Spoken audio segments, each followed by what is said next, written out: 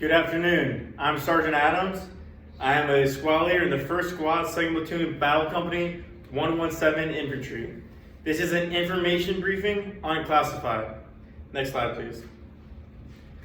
The company commander has asked me to brief to you all the junior NCOs comparing the capabilities and composition of the American and Chinese Rifle Squad. Outline of today. I'll be going over the introduction, which I am doing currently. I'll be going over the American Rifle Squad, its composition and key weapon systems. Next, I'll be going through the Chinese Rifle Squad, the key weapon systems that the Chinese Rifle Squad has, and compare and contrast the strengths and weaknesses of the American and Chinese Rifle Squad. And I'll conclude with a brief overview and any questions that you may have. Next slide, please. The American Rifle composition. For the sake of time, I will be brief, for you all know the composition and capabilities of the American Rifle Squad. One thing I would like to point out is the American Rifle Squad has 2 fire teams and a squad leader. Having a squad leader and 2 team leaders promotes autonomy at the lowest echelon of the Army at the team level, which promotes accountability and leadership. This differentiates the U.S. from other armies across the world. Excuse me. Next slide, please. First, I would like to get into the key weapon systems of the American Rifle Squad. Number 1 is the Grenadier. The Grenadier provides high explosive indirect fires for both point and area targets, equipped with the M203 or M320. And this position is versatile and can act as a rifleman or team leader. Next slide, please. Next, the Assault Gunner or M249. The automated rifleman provides the unit with high volume, sustained suppressive direct fires on area targets. This can provide the group. This can engage groups of enemy personnel, thin-skinned vehicles, and bunker doors, appendagers, etc. Next slide, please. Next, I'll be going into the Chinese Rifle Squad composition. The Chinese Rifle Squad consists of, or their leadership consists of, a squad leader, assistant squad leader, and a driver that drives the CSK 141. Within the Rifle Squad, they have a machine gun team and an anti-tank team. Below, you'll see some of the positions within the team. I'll go over their key weapon systems in the next slide. Next slide, please. So the key weapon systems within the Chinese Rifle Squad, number 1 is the QSZ-92, which is the pistol, which is what the squad leader has. Next, there are 4 assault rifles, the QBZ-95.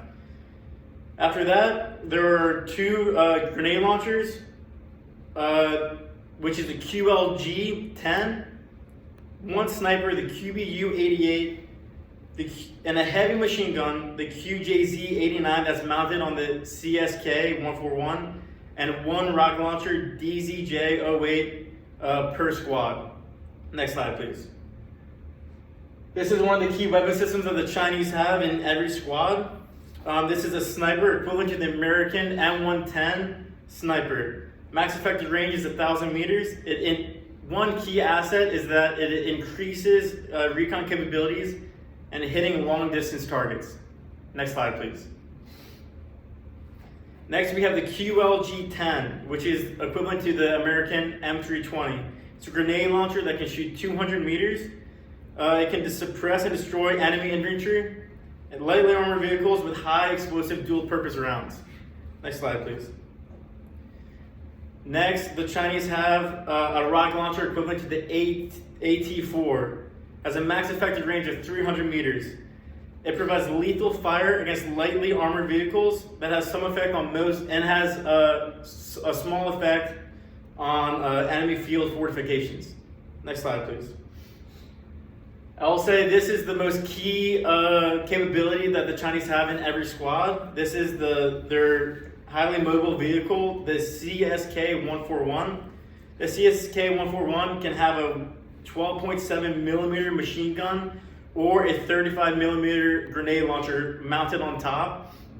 This provides suppressive fires either to repel enemy assaults or to support maneuver.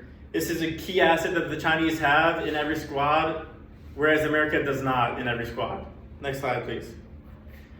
So some key comparisons that I briefly went over earlier, but in the leadership, the Chinese have one squad leader and one assistant squad leader for every single squad, whereas the U.S. only has one squad leader and no assistant squad leader. One thing I will say is the U.S. has 2 team leaders, one in each team, Alpha and Bravo team, which is a big benefit to promote autonomy at the team level. One thing I would like to point out is the U.S. does not have a vehicle for every single squad. Only mechanized infantry platoon will have a vehicle, which is most likely to be a Stryker, whereas the Chinese have the CSK 141 in every single squad. Next slide, please. This is the closing. I just want to go over the key points of this brief.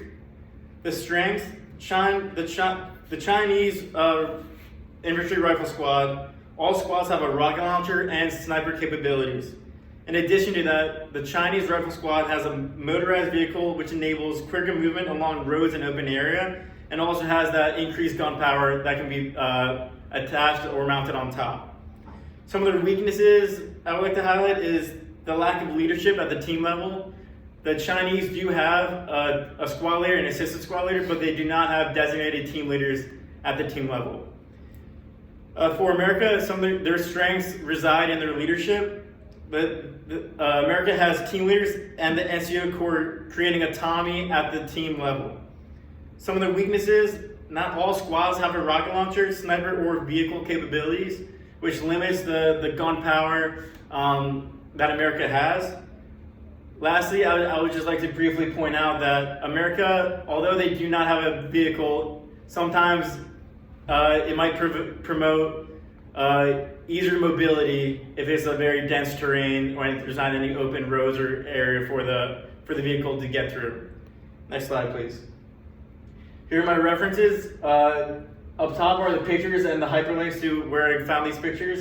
And at the bottom, I referenced slides 7 through 11 of MS 200 Lesson 3 slide deck and the ATP 3-21.8. Next slide, please. Are there any questions about this informational brief about the Chinese and American rifle squad?